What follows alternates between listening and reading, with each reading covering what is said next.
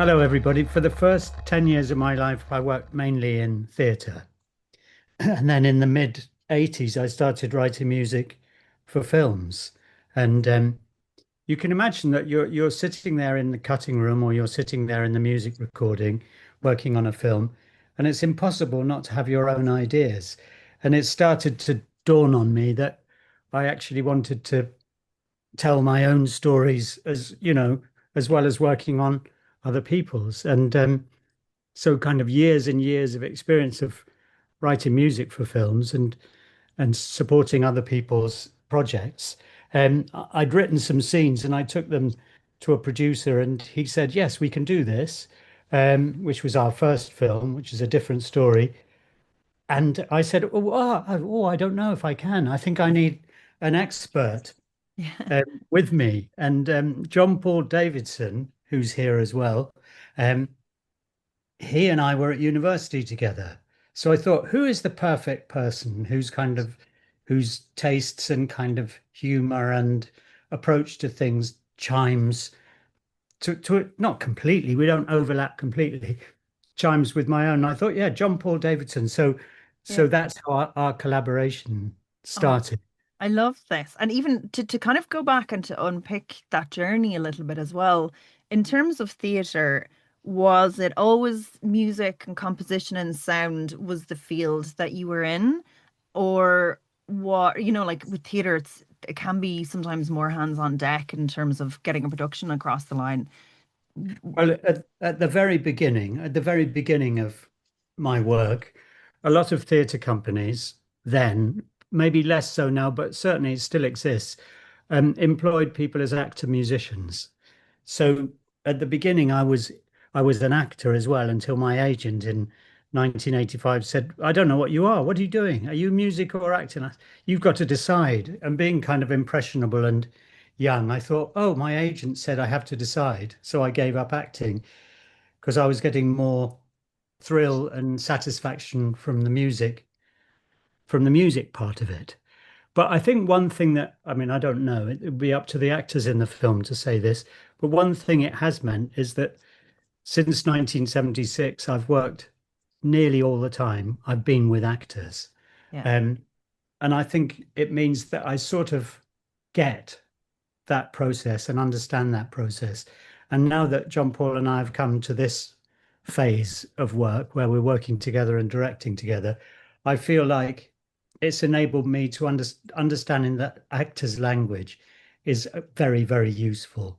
And coming at it from that point of view is very useful in the process of directing the two features we've done. And then in terms of, say, you have that angle of the lived experience of an actor, that creative understanding of music and making music, and understanding as well of an audience reaction. And then if you take your, next step then towards going into the edit room and like you've worked with some incredible directors that you're picking up the post skills there. You're talking a lot about rhythm because in the cutting room, I'd be in the cutting room a lot with other directors and with editors, crucially, because editors have such a strong handle and a strong view and a strong idea of the construction of a film. And so I'm constantly thinking about the rhythm of music in relation to a cut, which means that you end up being very aware of how a film's put together. You're looking at all the components and seeing how each part of it contributes.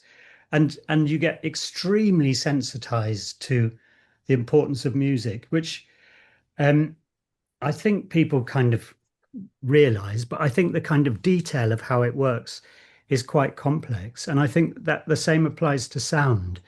And I suppose I'd almost feel like sound and music are 40% of a film. And a lot of people would bypass that and think that's not a big part of it. It's the visual. Obviously, the visual is very important, but knowing rhythmically how all those other elements fit together, it definitely was a good preparation. It's still a vast kind of unknown area where you can learn loads. It's never, I don't think it's ever finished. Um, And I think the other thing, but just very briefly, is that which may be a good or a bad thing, is that I operate quite instinctively. Um, so I wouldn't be somebody who'd be able to analyze why does that piece of music work? It would just feel right. And the rhythm of it would feel right against the character walking across the landscape, whatever it is. So there's no kind of, for me, there's no sort of rule book except for what feels right for the image and the story you're telling. I'm sorry if that's slightly meandering, but No, there you no, go. it's perfect. No, but it kind of it delves into what your process is and how you're building it creatively. Now you've spanned a lot there, so we're gonna go to John Paul and say, okay, so you guys graduated college at the same time and had that good creative friendship, and you went in a very different direction. I was wondering if you can kind of just let us know, what that journey was like for you. Well, it was fairly clear after we went to Bristol together. We did our first production called Why Do I Think I Am, or something like that, which was a musical which I had to sing in very badly, which Stephen directed the music for. So we do go back a long way. And that was a help. I then diverged and went off to film school. I knew I wanted to make films, having been in the theatre for about a year, but decided I didn't like being in a dark space. So wanted to go out and explore the world, basically. And went off to do a PhD in anthropology in Malaysia, and then joined the BBC. Um, Straight away from that, they made a film about my field work, and then stayed there for sort of 20 plus years. Um, and making really, it was a fantastic time at the BBC, because you just walked down the corridor and basically said, oh, I'd like to go to Borneo to do this film, and they went, oh, okay, go do it. And you went off to do it, and there were no phones, you were left on your own, so you were very independent.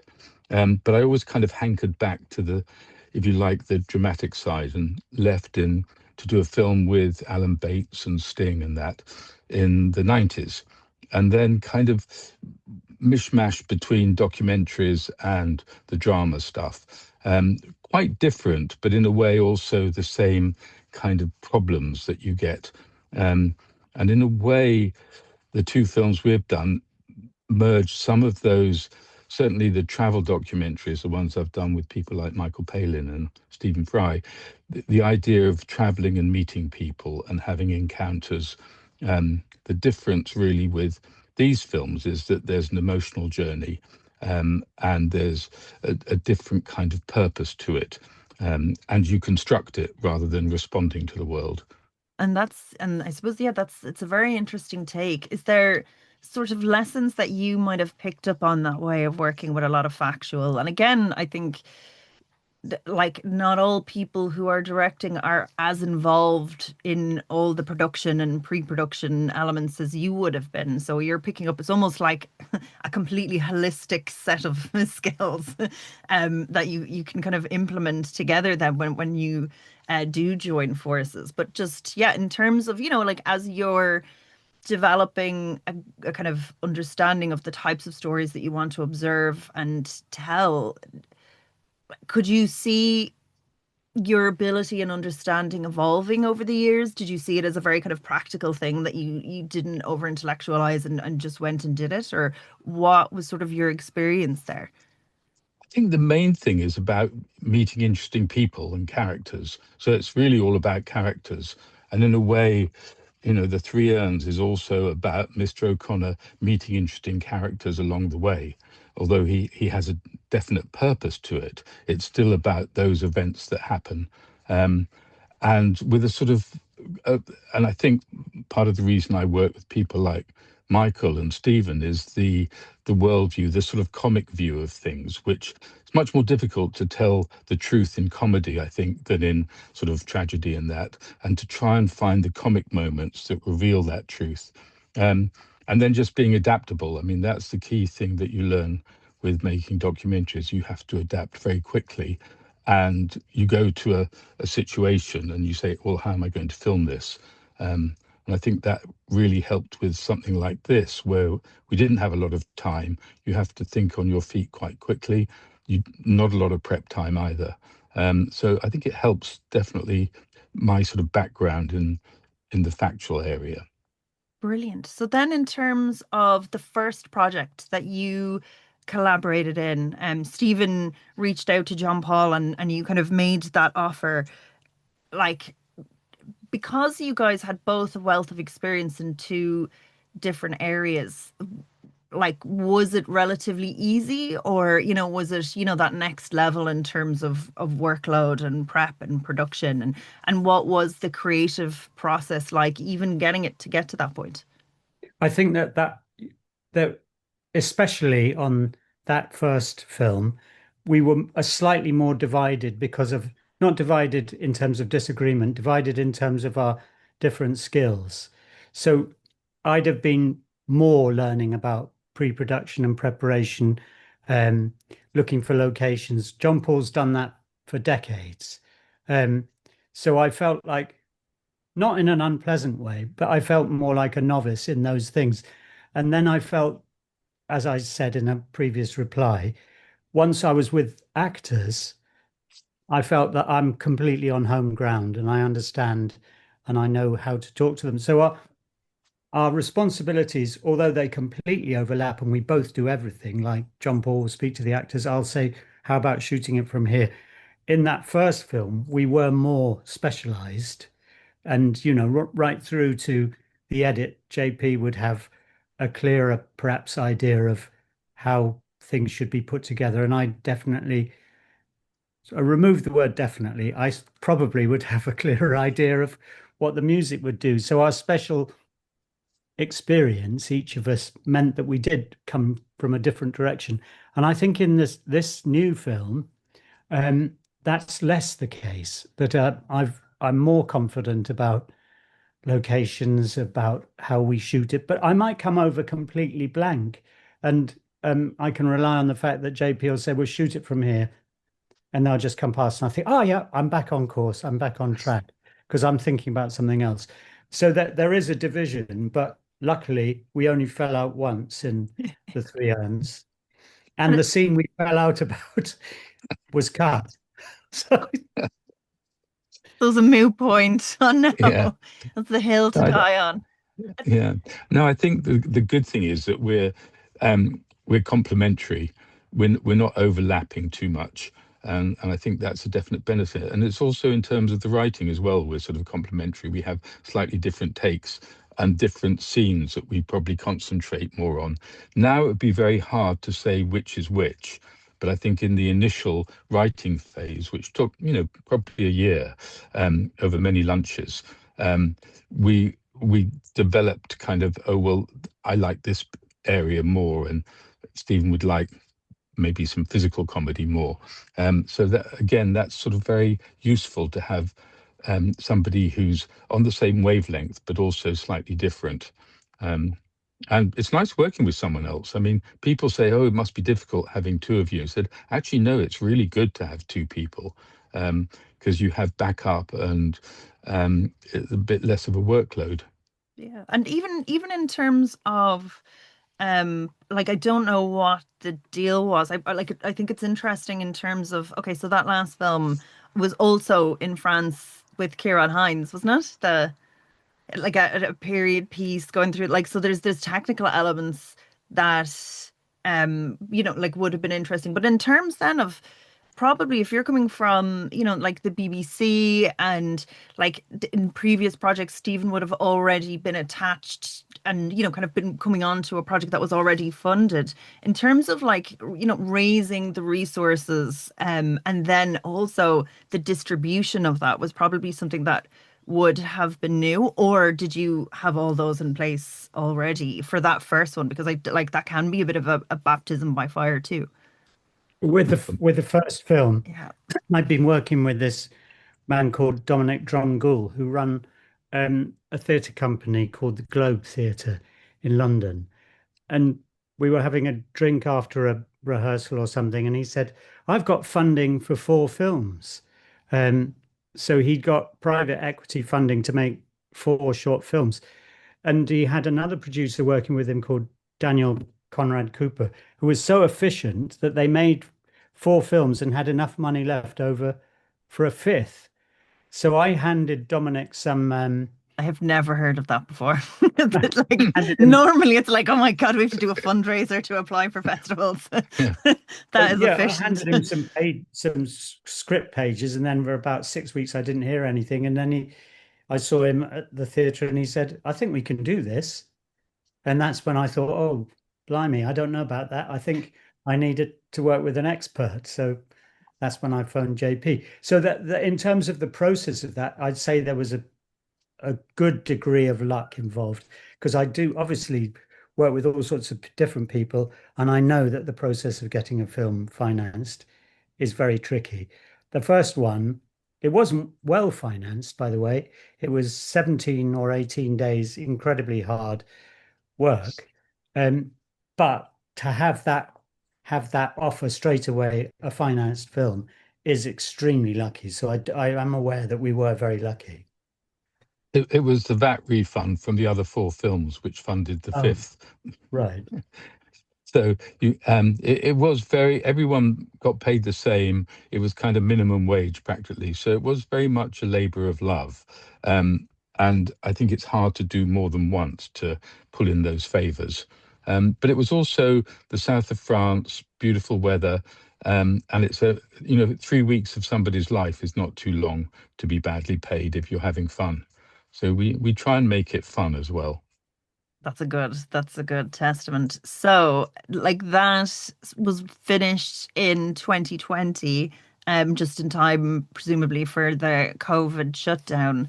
In terms of distribution, did you have something set up already, or were, kind of you getting ready for your festival journey and then everything was We never really did a big festival. We had distribution here and in the US and Australia, New Zealand. So it kind of went straight out there and opened in COVID when the cinemas were open for a week and then closed immediately. So it had a very short window. It did much better in Australia and New Zealand, where it played for quite a few weeks, again until the cinemas were shut down. So it did have a life. It didn't do I mean, in some ways, it's a benefit not to have to do the festivals and go straight out to the cinemas. And then it went on to the streamers as well. So I think it had a relatively good life without the anxiety of having to schlep it around the world to lots of festivals. and both of you again coming from sort of different backgrounds in terms of like you get to create the music, but ultimately like if it flops, Stephen, it's someone else's problem.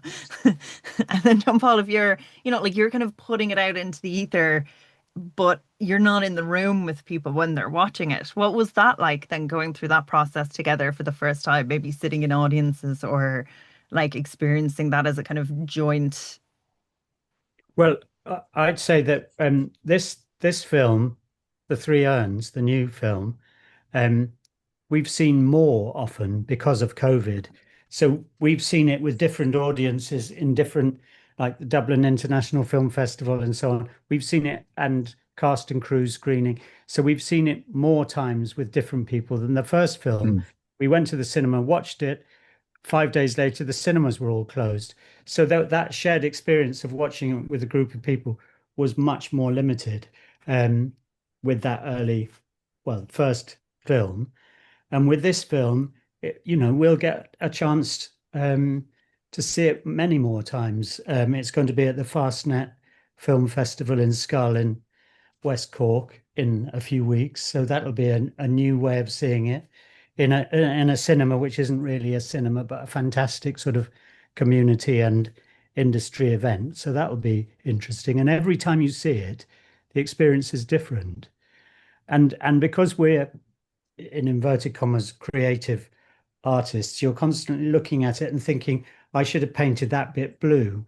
Oh, you're constantly wanting to tell, oh, that music should have finished a bar earlier. Or, oh, we should have kept the scene that we argued about in, or whatever it is. And you're thinking, oh, this audience loved that, but they didn't get that. And so every single time you watch it, it's new and you see new things. And have you been enjoying that? I suppose we'll get to this then. Now we'll delve into the Three Urns. Where did the idea come from? What sparked that? Think it was about wanting to work with Ciarán again. we had such a great time with him, and he's, you know, a delightful actor and a delightful human being. So it was, I think that was probably the initial burst. Let's do something with him. And we liked the idea of a journey as well. That sort of worked for us. And it was finding a sort of theme and a reason for it. And it seemed also logical to be going to Ireland. So I don't know how Ireland just came, it came very organically. Oh, his journey should be to Ireland, going home. I think I won't take over from your answer, but I just want to remind you of one thing. You're right about wanting to work with Ciarán, wanting to have him meeting different people and a journey full of events. But quite rapidly, Ireland came into focus for two reasons. One was Ciarán's Irish, and the second was your own story, which we then used your own personal story in the north of Ireland as kind of food to make his journey a real one with a real end and a real thing. I shouldn't talk about your. There was a sort of a sense of coming home. I was very happy to get my Irish passport. My dad was born in Belfast, but left in the 50s. So there was always a very sort of strong connection with the north of Ireland. And he met my mum there, who was a refugee from Nazi Germany. So it was very much a sense of the hospitality of the Irish, and she found sort of sanctuary there from, you know, very difficult teenage years growing up in Stuttgart.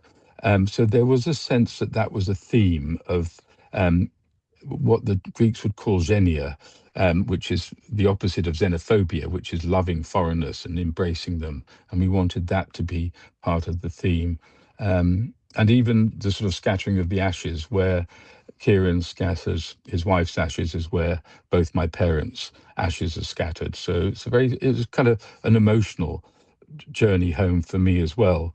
And my dad used to go to Donegal in the 30s, which in those days was the back of beyond. Even for most Irish people, it was like, ugh. And he wrote about it and said, what an incredibly, he was sort of a bit fearful, but he said they're the most generous, hospitable people he'd ever come across. And there's a sort of wildness about the place. And that also kind of informed where we should shoot it. And I've had great reports as well of people filming in Donegal and just, you know, the red carpet being rolled out, you know, like doors, you know, people offering help. There's that level of community there. I wonder, did you have any experience of that, or was it all kind of organized by the time you showed up? Stephen. It was a great sense of community, and one aspect of the sense of community was the pub Conway's, which wasn't always a good set, wasn't always a good idea. After a day's filming, you think, I'm just going to relax a little bit, and they were too hospitable. But I mean, it kind of goes without saying, and it's a truism and all the rest of it. But it feels like in that part of Ireland, it feels like everybody is always ready for a conversation. You only have to say, where did you get that hat? Or you've got a great dog, or how are you? Whatever it is. And you're off and you're straight into a kind of significant conversation. It's not like just silly banter about the weather. So it feels like it's a county and part of a country which has its doors and its hearts open. So you feel like you have access to important stuff, and that helps us with this story, where characters who don't know each other rapidly find a closeness and a kind of shared humanity, that makes it sound like a very serious piece of work, and it is generally a light-hearted but warm piece of work. And it's constant surprise to me, I don't know why it should be, how if you're on a bus or a train, you're suddenly deep in somebody's life and you're thinking, how did I get to know that she's got four daughters and they're all in America? And it's just that wonderful thing. And that's one of the things we wanted to explore. And it felt like in Donegal, we found the right place to do that. Wonderful. And that being that close and creating, or like that close to sort of the space and the concept, did that make it sort of harder or easier to write John Paul, or more cathartic? Did that change it and your relationship to the text? I think it reinforced it, and I think, I mean, there there was definitely a sense that it was about coming back to Ireland for me, which was great. The other thing, that everywhere there's music. You go into any pub and there's some people playing music, and there's that sort of also imbued the film with the sort of the musical element. It felt like storytelling and music are just, the Irish are very good at that. My dad would just talk blether on forever with a story, and you could never introduce a character without giving four generations of the character. So that sense that everyone knows deep in there, sort of the roots are quite deep, and I think that came through. No, there's a warmth and generosity there. I mean, there's also a violence, obviously, but we didn't want to really go into that. But we concentrated on all the positive sides of it. And I think the other thing about Donegal was actually just the sheer beauty of it, because physically we had to be within sort of 40 kilometers of our base. And within 40 kilometers, we found pretty much everything we wanted to, and stuff that we'd never imagined. So that was a revelation. Yeah, it sounds really wonderful. And then in terms of even the process of getting the script and getting into pre-production, did you, like, is, because you've done it once, is there, but there isn't, kind of as much money on the line, or as much kind of like plate spinning if it's kind of already kind of set up in one fell swoop. Was there a little bit more pressure? Did that change? Did, like, this second time around, did anything in those discussions or creating the work change? Or was it just building on what you'd already worked with together? I think in one way it was completely different. And the story's different, and this time the characters who are different have quite a lot to say for themselves. Um, but our process just between me and John Paul wasn't very different. I mean, there's a scene later on in the film between Stephen Delane and um, Ciarán Hinds, and it really is both our work. And every time I watch that, I think that's John Paul's 3 words. That's my 5 words. I'm not trying to say I've written more words than you, and actually 7 words. But you really, there's little bits of story in that scene which are equally from both of us, and also drawn from personal experience and so on. So that side of it was very, very much the same. In terms of producers and stuff, we had the normal, I don't know if normal, but the notes from producers on the script. Why don't you think about this character being a bit more developed? Whatever it was, not sort of overwhelming or pressurized, or not blocking the ideas in any way. So encouraging and forward moving notes. And then the other difference was, of course, um, we put ourselves in the hands of Samson Films, who had to look for funding and finance, and eventually, through a very, very generous private equity, there was enough money to make the film. And through an intervention of Screen Island coming in and helping in a significant way, we had enough money to make a relatively low budget film. But I'd say our creative process was quite smooth and unruffled, it felt to me. Yes, I think the difference was that we had a completely new crew who none of us had worked with before. We didn't know. We sort of interviewed them. With the previous film, I had some of my team from another film I'd made who came in, so I kind of knew what they were up to. But this was completely new, and the only person who spans both of them was the editor. So that was actually very exciting, because you often think, oh, I'll just use the people I know because I know there's a shorthand, but actually it's really stimulating, and they were terrific, across the board. Everyone, and that was very much Samson as well, who brought people to us.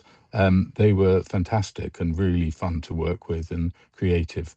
Could have been a disaster. It definitely wasn't. It was a real pleasure working with them. And there's like, there's a lot of moving parts. There's a lot of threads. You were talking about like that one the one time to get to loggerheads to discuss over themes and stuff. Was there anything then in terms of production or like editing that pose? And actually, before I kind of go into the post, I do want to talk about, like music plays such a huge thread in this film. Was that something that sort of discussed at script stage? How much of that is sort of, being created and built in at story stage, or is that all done afterwards? I'd say that in this film, The Three Urns, a third of the music's on the page, so that he comes across a group recording a video by the side of the river. That's in the script. Um, the song Finnegan's Wake's in the script. Star of the County Down's in the script. The fact that they go to a pub and the woman in black is very moved because she's reconnecting with the love of her life, which is music, which she's been moved away from for various reasons. So a lot of that, at least a third of it, it's there because it's in the script. And then the rest of it, I think what we wanted to say, and it's for me as an interloper, not being Irish, I wanted to combine contemporary, urban, traditional elements and of music, and I approach it like any other film. But we had traditional players, we had a couple of players from the UK, and we had instruments that you wouldn't find in traditional music as well. So I wanted to say Ireland's an evolving place. We're not just going to do whistle and fiddle and say and bodhrán and say that is what it is. We wanted to make it more complicated, more nuanced, and more kind of hybrid, really. And I think that's what we did. And then the other two-thirds of the music, it comes about in the normal way. We sit together and I say, think we should have music over this sequence. So we need to, as he's going towards the border and he's thinking about Roisin, and the music helps us realize that he's still loves the person that he's missing, or is still missing the person that he loved. So a large part of it was imposed, but an unusually big part was on the page. And I think then, it's. sorry. I was going to say, I think it set the tone that we had it's what Ciarán's character is listening to that reminds him of Ireland. So the first sort of three songs, in a way, are Irish songs from his youth, which is Finnegan's Wake and Star of the County Down and Old Lammas Fair. And so you have it sort of embedded in the traditional, and then it, as Stephen said, we didn't want it just to be all that. So he meets a group of rappers, which is kind of random, but it was very purposeful that they should be there. And we cast around as who could do this and who weren't at all in what you would imagine Irish music to be. So I think they were all very conscious decisions. And in terms of, was there anything that changed from, like, were there any technical issues or, like decisions that were made further down the line that might have changed the story from what it was originally conceived as? I'm just always interested to, like sometimes there's outside influences and it might mean, oh, we've had to recast that role as a different gender or something. But, it all adds to it and that brings something like beautiful. But I was just wondering, do you have any examples like that in terms of edit, in terms of the production elements that, yeah, in terms of, like having to be creative with locations, was there anything that sort of changed that you were happy with? I don't think anything. I think we were lucky. Nothing big changed. Lots of small things changed. So the power of the song that Noleg sings in the bar was such that we changed the thing when he's sprinkling whiskey in the middle of the fort, and used her song there. So those little normal discoveries and scenes that we love didn't seem to be part of the story anymore in post-production, so they were sacrificed. But in terms of recasting, changing direction because of outside events, No. I think there was anything. It was just the things that you learn, and you learn about your characters, and you learn actors bring something to it, and they've created something that's related to what you've written, but has a richness that you didn't expect. Or so there's an evolution of your ideas, but there were no sort of pitfalls or sudden changes of direction, I don't think. No, I think the biggest challenge was actually getting the milk float, finding one that worked, and then the transformation to being drawn by a horse. And that was technically quite tricky. And we spent probably the most time working out how to do that. And then actually, Ciarán had to learn how to drive the thing because it didn't have a pivot. So he had to both steer it like he was steering the milk float and control the horse. So that was probably technically the most tricky bit of it all. But very good horse, luckily. I think the other thing that probably changed, but this is really at the script stage, I would say, just to go back, is someone like Olga Kurylenko's role, which was quite a small one initially, was built up partly to make it more interesting for her, and also to give another sort of layer to the story. So you have Ciarán's and also Olga's story, and that's, I think, helped it. But I think we did that before we started shooting. Yeah, we did. We did. I mean, and inevitably, a lot of the stuff that we built up had to go because we had probably a 2.5 hour film with scenes we loved, and gradually, as you know, um, some of them have to be snipped off, and they were. Yeah, just to go back to John Paul's horse and milk float thing, I do know from having worked with loads of actors that not many actors would have been as tolerant and willing to do that as he was. Because sometimes steering with his legs, sometimes with his forearms, while trying to steer the horse with his hands, and also having to use the brake because there was no way of stopping the float running into the back of the horse's back legs. So he was operating an incredibly complicated set of things with real good humor and still able to give us a very, very nuanced and wonderful performance.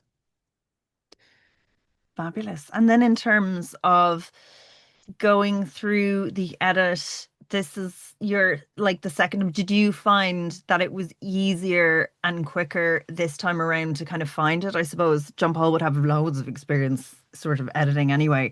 Were there ever any kind of like you did talk about like killing some darlings there, but were there ever any kind of like tense moments before you found it or anything like that? Or now is it sort of like you're very confident that you have all your beats and you can get them together in the mix? I think the general journey was the same. You obviously do lose material because it doesn't really, it's all about the rhythm in the end. And I think, yeah, the first assembly was 2 hours 20. And so we had to lose 50 minutes basically out of that. But a lot of that is kind of just the natural process of whittling it down, and Peter Boyle, the editor, is very experienced at doing that, and he's not afraid of sort of making those cuts as well. Sometimes now that I look, I mean, it's an odd one with a film. You do see it many times with an audience, and like Stephen said, you think, oh, they didn't laugh at that point, or oh, that got a really good laugh. TV, it goes out to 10 million people. You don't know anyone who's seen it. It's sort of there, out there. So this is quite a different experience. And now I think, oh, maybe we should have switched that scene round with that. I think both of us feel that in some ways. But you live with what it is. And I don't think there was any major disagreement in terms of the edit. It was just a process of, distilling. Yeah, what I was trying to ask is like, was there any ever a point in the rough cut where you go, did we get it? Did we get it? And then you kind of find it in there, like that. That can sometimes happen where you just see it for a moment and you're like, Because it's so about that emotional journey, and when music plays such a key role in bringing those emotional beats, and that I always think that's an interesting time. I think one thing that might have happened and probably is normal, but because there's two of us, it's slightly different, that we both have favorite bits from the script. And in some cases, stuff that really worked on screen, some cases less well. And you'd finally have to give in and say, okay, the woman in black's husband was killed by a falling tree, not in real life, the character. Um, I loved that scene, but in the end, you try and look at it through different eyes and you say, at this point in the film, there's no way of hearing a story about her husband being killed by a tree. It's just not going to work for the film. It's just not doing us any favors. So that evolution, that I would say they're painful in terms of the history of the world, it's completely painless. But at the time you think, oh, I don't want to lose that lovely bit. But we know that's what happens, No, the biggest disappointment, technically, was we were meant to have a room full of about 500 butterflies, and they'd bought the pupae. It's in Letterkenny, and this was a kind of moment with Ciarán and the strange women in there, the kind of mystic lot, and they're just there, and he's meant to be surrounded, covered in butterflies. And when we got there, yes, there was one which went onto his neck, and the rest was empty. So that was kind of disappointing, because it was meant to be one of those sort of magical, surreal moments that would have been fantastic. But in the end, you think, oh, well, it didn't quite work because the butterflies weren't there. Yeah, call their agents. That's some bad butterfly act. I suppose that things are out of your control, but I suppose that is the essence of it is come across. We wouldn't know what it was supposed to be like when you're watching it. You're just like, oh, that's a beautiful piece.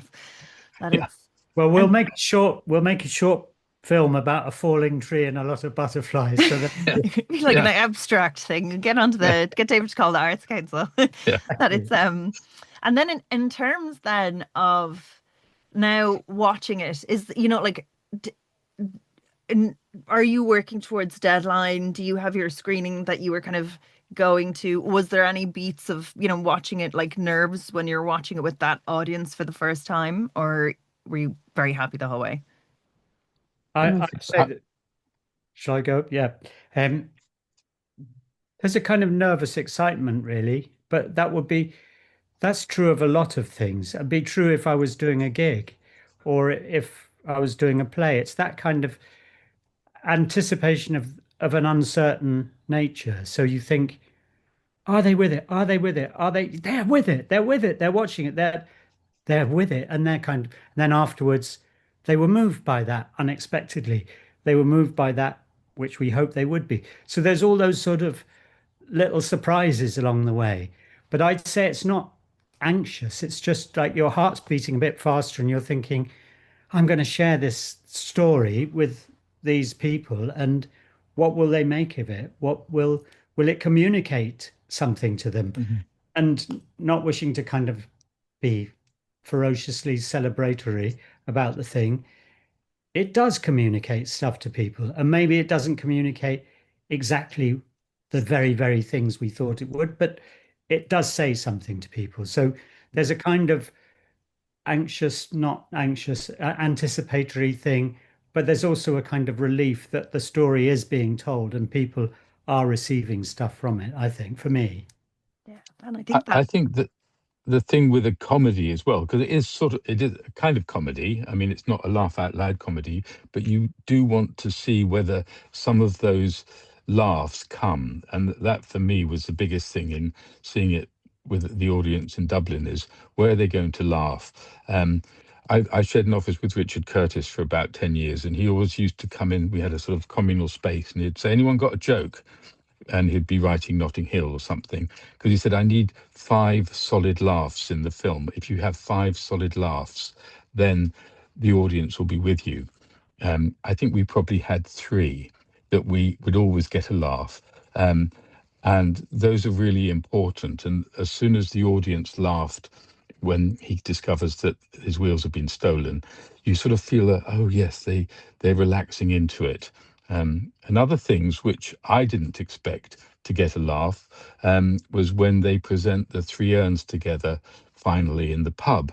And you see, oh, Olga's got the third urn, and there was a laugh there. And I hadn't expected that at all. I thought that would be more moving than comedy. But in Sophia, where showed it a couple of weeks ago, they didn't laugh at all at that moment. So hey, you don't know, but that's sort of interesting with an audience. I suppose there's so much culturally, there's a lot of things that we'd get or that, like people as well in the UK, because our cultures are so kind of aligned and close and have an understanding of each other that it's almost like that, that when the nuances are gone and then it still works, that shows Mm. that the kind of the truth of the depth that's underneath it as well. Mhm. Was like, are there any kind of lessons now that you guys have to bring on to your next project? Or are you going to take a little break when you're finished promoting Oh, this? no, No. we're too old to take a break. We need to keep going. Yeah, no, we've got two scripts on the go now. Um, Go on, John Paul. what will we learn? Well, probably the key thing is to interrogate the script as much as possible before you start filming and say, oh, is this really, do we need this? I mean, it's an obvious one. You always make films too long. But saying, is this working? That would be my thing, is to really look and say, is this necessary, or can we shorten it? Can we improve the language? That would be the main thing. Yeah. And yes, I don't know. It's just for me, it would be the only thing would be to make sure you're telling a story you want to tell. So that sounds obvious, but it's the same as a piece of music. I keep reminding myself, especially when working for other people, that the music, you have to like the piece of music you've written. And so often somebody's saying, oh, can you make it faster, more violent, more angular, more something? And you write it and you do change it. And you think, I hate this piece of music. And if you hate the piece of music, you can't make a good piece of music. And that's the same with the film, just to keep asking yourself, am I telling a story that I can put myself behind and say, I believe in this? And the same with the actors, they've got to believe in it.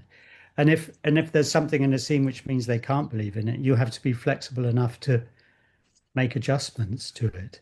Because otherwise it's just form and no substance. And in terms then of the themes that you're looking to explore, are you, like, is it that personal journey? Is there anything sort of different you've got a hankering to dig into? I think they're two quite different scripts we're working on. One is more of a kind of strange fantasy, um, not science fiction, but a bit of that, but with an eco message. So it's much more driven with a plot and messages and characters. And there's another one that Stephen's working on more, which is more of the journey, similar to the last ones. So It would, um, yeah, sorry, go on. so yeah, I mean, they have sort of diverged, and I think we'll hope we can do both of them.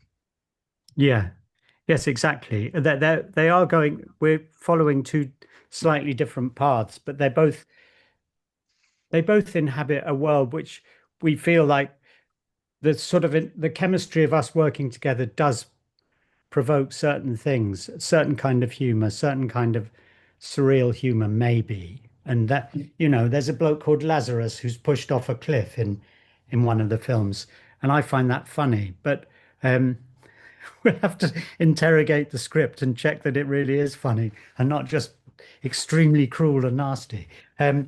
Anyway, So are you a slightly darker writer then as well? Do you know, like, when people kind of meet together, their tones sort of like change a little bit. Would you be, I like, don't, yeah, I mean, for example, the scene that was cut, um, just to go back to something John Paul said, the scene that was cut about the woman in black's husband being killed. He was a fanatic planter of trees, and one day an oak tree fell on him, and the branch spiked through him and killed him. That's my sort of scene. John Paul, John Paul, the kind of butterflies almost as spirits of the dead being kind of in a beautiful light flickering. That's more John Paul's sort of thing. So I'd be a bit grimmer. I We see definitely the be grimmer. moments. Yeah, I love this. 'Cause you can see that with writers and how, together it becomes, something different and almost transcends it. And it's the darkness and the light. It's almost to oscillate between those two things. It gives it more range and depth anyway, which is fabulous. But yeah, so okay, well, you'll have to come back and chat with us for the next one. Congratulations on the release. And I'll probably see you at Fastnet. We'll be down there. We can have a pint. My friend's grading down there.